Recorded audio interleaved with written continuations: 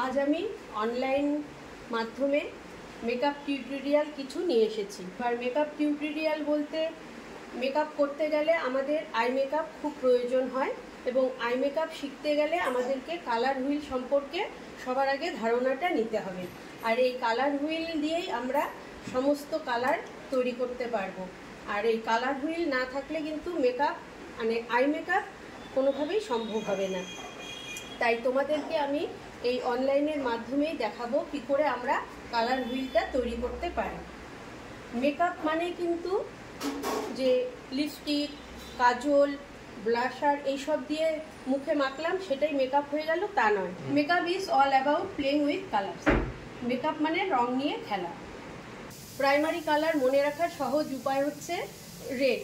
Red বললে আমাদের মাথায় আসবে আগুন, আর ব্লু বললে মাথায় আসবে আকাশ, যেহেতু আকাশ নীল। আর ইয়েলো বললে আমাদের মাথায় আসবে সূর্যের কালারটা। এই তিনটি মিলেই হচ্ছে প্রাইমারি কালার। আমাদের কাছে এই তিনটি কালার রয়েছে, দেখো এই তিনটি কালার হচ্ছে রেড, ব্লু, ইয়েলো।